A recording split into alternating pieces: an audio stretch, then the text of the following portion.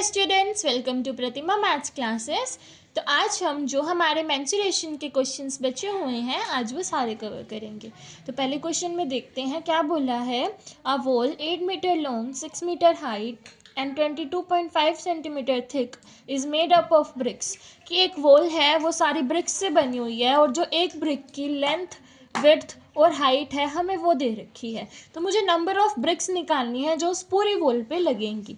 तो सबसे पहले मुझे क्या पता होना चाहिए, उस वॉल का एरिया पता होना चाहिए, फिर ब्रिक्स का पता होना चाहिए। दोनों को डिवाइड करके मैं नंबर ऑफ ब्रिक्स निकाल लूँगी। तो अब यहाँ पे हम सिमिलरली वही करेंगे, वॉल्यूम ऑफ वॉल, तो वॉल्यूम ऑफ वॉल, क्योंकि वॉल्यूम ही निकलेगी। यहाँ पे लेंथ, ब्रेथ और हाइट तीनों दे रखी हैं। तो 8 मीटर वो लॉन्ग है, 8 मीटर इंटू में 6 मीटर इंटू में उसकी थिकनेस आएगी, थिकनेस सेंटीमीटर में है, इसको भी मीटर में कन्वर्ट कर लेंगे। 225 अपॉन में हमारा क्या आएगा, सेंटीमीटर में मीटर में कन्वर्ट करने के लिए 100 आएगा। और एक पॉइंट ये दे रखा है ऑलरेडी, तो क्या आ जाएगा मेरे पास 1000 आ जाएगा।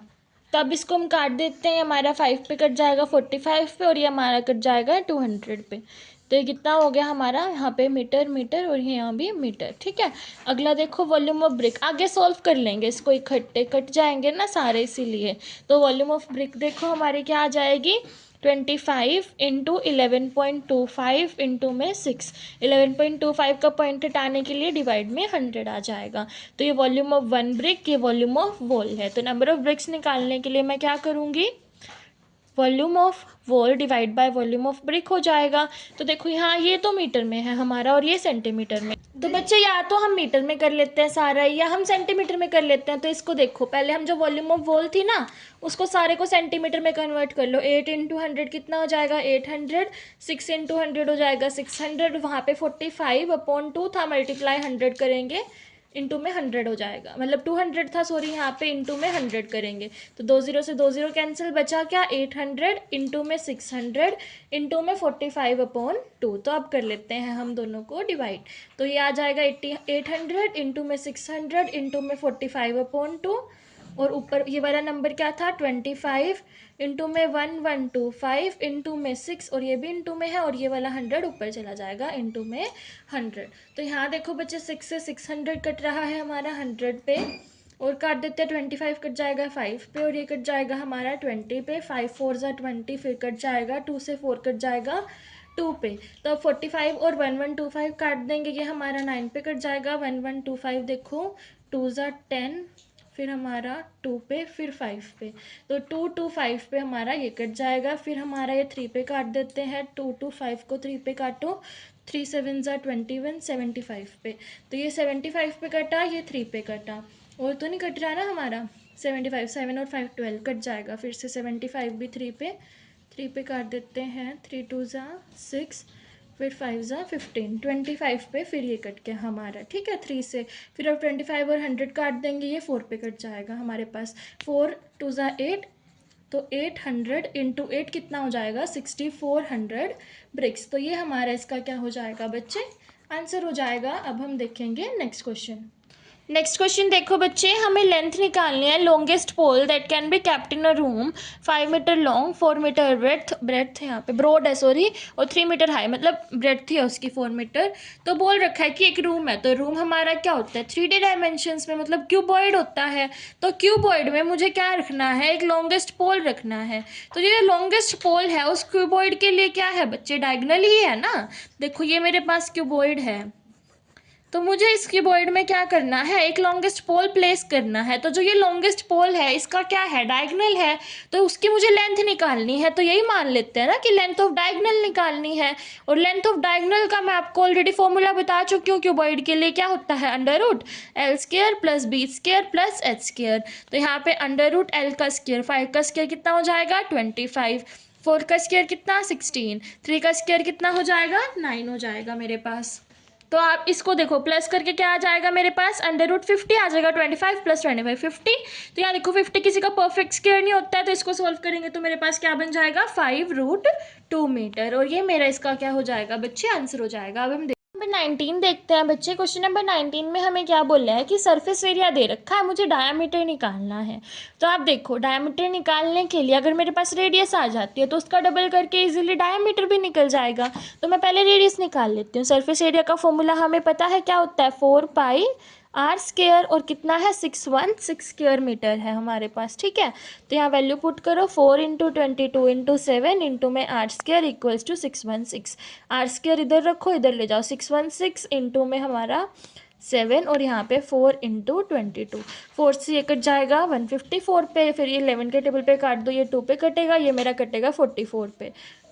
हाँ जी, नहीं 14 पे, सॉरी 14 पे, फिर 2 से 14 काटो 7 पे, 7 7 ज़ा 49। आर स्क्वायर की वैल्यू कितनी आ गई 49, तो आर की वैल्यू क्या आ जाएगी 7, तो डी कितना हो जाएगा 14, क्योंकि आर क्या होता है हमारा d/2 होता है, मतलब d हमारा क्या है 2r, तो 2 मल्टीप्लाई r कितना है 7, तो 2 इंटू 7 कितना हो जाएगा 14 सेंटीमीटर, तो ये हमारा डायमीटर आ जाएगा। अब हम देखेंगे नेक्स्ट क्वेश्चन। तो नेक्स्ट क्वेश्चन देखो बच्चे, हमें बोला है, और यहाँ पे आप ध्यान दो, यहाँ पे ना स्फेयर बोला था, तो स्फेयर का ही हमने फॉर्मूला लगाया था सरफेस एरिया का 4πr²।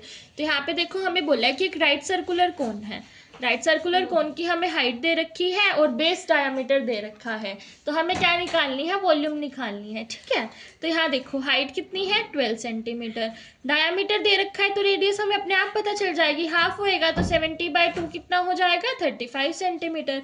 तो वॉल्यूम ऑफ कोन क्या होती है बच्चे, मेरे पास फॉर्मूला क्या होता है वॉल्यूम ऑफ कोन का, 1/3πr² होती है, 1/3πr²। तो वैल्यू पुट कर दो 1/3 इंटू 22/7, आर का स्क्वायर 35 इंटू 35, और हाइट कितनी है 12 है, ठीक है। 3 से 12 काट दो 4 पे, 7 से 35 काट दो 5 पे, सारे को मल्टीप्लाई कर लेंगे यहाँ पे हम, 5 4 ज़ा 20 इंटू 35 इंटू में 22। तो इन सारों को मल्टीप्लाई करके मेरे पास क्या आ जाएगा बच्चे 15400 सेंटीमीटर क्यूब, और ये मेरा इसका क्या हो जाएगा आंसर हो जाएगा। अब हम देखेंगे नेक्स्ट क्वेश्चन। तो नेक्स्ट क्वेश्चन में हमें क्या बोल रहा है कि सिलेंडर की हाइट दे रखी है, रेडियस मतलब तब तक हमें डायमीटर दिया हुआ था, यहाँ पे रेडियस ही दे रखी है, वॉल्यूम निकालने है। सिंपल सा क्वेश्चन है, फॉर्मूला में वैल्यू पुट करनी है, πr² फॉर्मूला होता है 22/7, आर का स्क्वायर मतलब रेडियस का स्क्वायर 4 4 ज़ा 16 इंटू में हाइट कितनी है 21, 7 3 ज़ा 21, सारे को मल्टीप्लाई कर लेंगे 16 इंटू 3 6 3 ज़ा 18, 3 1 ज़ा 3, 48 इंटू में 22, तो मल्टीप्लाई करके हमारा आंसर आ जाएगा 1056 सेंटीमीटर क्यूब, और ये हमारा इसका क्या हो जाएगा बच्चे आंसर हो जाएगा। अब हम देखेंगे नेक्स्ट क्वेश्चन। तो नेक्स्ट क्वेश्चन में हमें बोला है कि सरफेस एरिया दे रखा है, वॉल्यूम निकालनी है। तो देखो वॉल्यूम के लिए हमारे पास क्या होना चाहिए बच्चे, साइड होनी चाहिए उसकी क्यूब की, बट यहाँ पे हमें सरफेस एरिया दे रखा है, तो सरफेस एरिया की हेल्प से मैं क्या करूँ साइड निकाल लेती हूँ। तो साइड आने के बाद मैं उसको वॉल्यूम के फॉर्मूले में पुट कर लूँगी, ठीक है। तो दोनों फॉर्मूले देख लो एक बार, सरफेस एरिया का फॉर्मूला होता है क्यूब का 6a² और वॉल्यूम का होता है a का क्यूब। तो मेरे पास चाहिए तो a ना मुझे, तो a की वैल्यू आते ही मेरा सारा सोल्व हो जाएगा। तो a की वैल्यू देखो कैसे आएगी, 6a² इक्वल्स टू 486 है, तो a² को क्या करूँगी 486 को 6 से डिवाइड कर दूंगी, डिवाइड करने पे कट जाएगा ये 81 सेंटीमीटर स्क्वायर।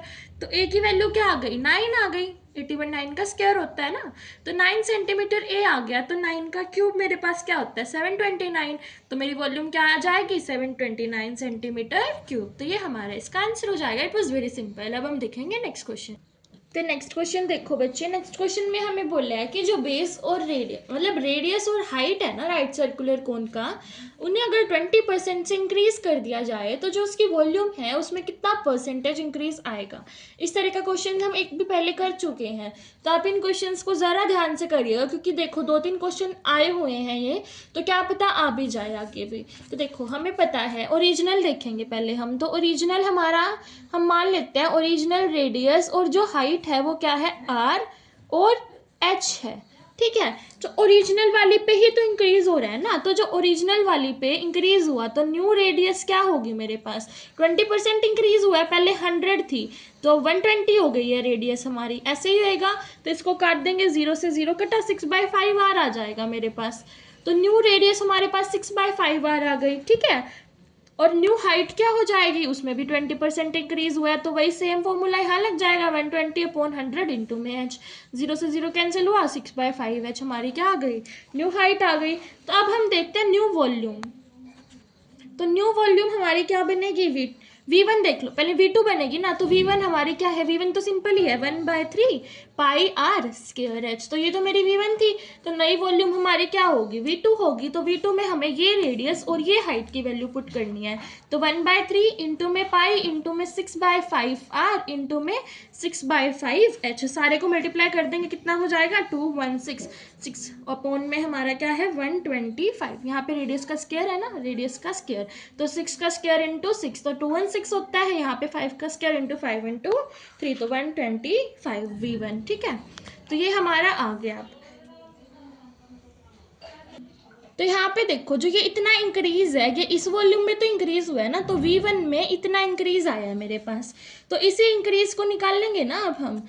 तो 216 अपॉन में 125 V1 माइनस जो ओरिजिनल वॉल्यूम थी V1 उसको माइनस करेंगे, तो माइनस करने पर मेरे पास आ जाएगा, एलसीएम लेके सॉल्व कर लेंगे, 91/125 V1।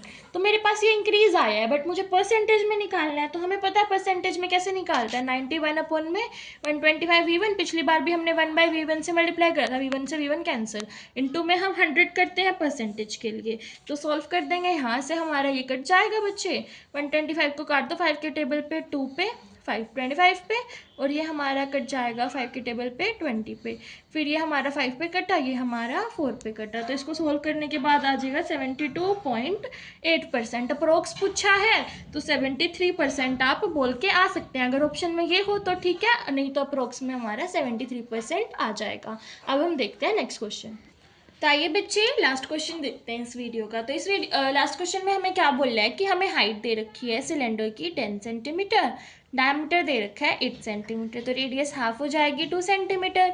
तो इसमें से क्या बोला गया है कि 2 कॉनिकल होल्स मतलब 2 कोन बनाए हैं उसमें से, ठीक है, तो उन कोन्स का मुझे हाइट और रेडियस दोनों, मतलब डायमीटर दे रखा है तो रेडियस तो हमें पता ही चल जाएगी, तो सिलेंडर में से जब 2 कोन बनाए तो मुझे वॉल्यूम निकालना है कि कितना बचा होगा। तो बहुत ईजी है, वॉल्यूम ऑफ सिलेंडर निकाल लो, वॉल्यूम ऑफ कोन निकाल लो, दोनों को सब्ट्रैक्ट करो, रिमेनिंग पोर्शन आ जाएगा। और इसमें हम आपके लिए ऑप्शन इसलिए लेके आए हो क्योंकि ऑप्शंस में ना पाई की फॉर्म में ही दिया हुआ है, तो ये और ईजी हो जाता है कि हमें पाई की वैल्यू सॉल्व नहीं करनी पड़ेगी।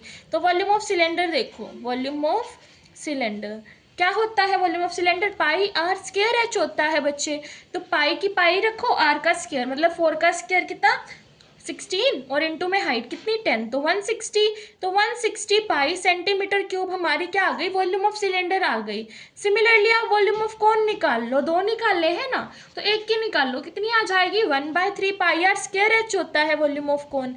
तो पाई आर की वैल्यू कितनी है 6, देखो डायमीटर है तो 3 हो जाएगी, 3 का स्क्वायर 9, 9 इंटू 4 36, 3 से 36 कटेगा हमारा 12 पे, तो कितनी आ गई 12 सेंटीमीटर क्यूब। तो ये तो एक वॉल्यूम है ना, तो हमने तो 2 कोन्स बनाए हैं, तो दोनों की कितनी हो जाएगी 24 पाई सेंटीमीटर क्यूब। तो मेरे पास वॉल्यूम ऑफ सिलेंडर भी आ गई, देखो वॉल्यूम ऑफ सिलेंडर कितनी थी 160 pi centimetre cube, volume of both cones, दोनों कोन की वॉल्यूम पता चल गई कितनी है 24 पाई सेंटीमीटर क्यूब। तो मेरे को ये दोनों चीज़ें पता चली नहीं है, दोनों को सब्ट्रैक्ट कर दो, रिमेनिंग पोर्शन आ जाएगा 160 माइनस 24, कितना आ गया 136 पाई सेंटीमीटर क्यूब। तो इसके लिए हमारा ऑप्शन कौन सा करेक्ट हो जाएगा, डी वाला।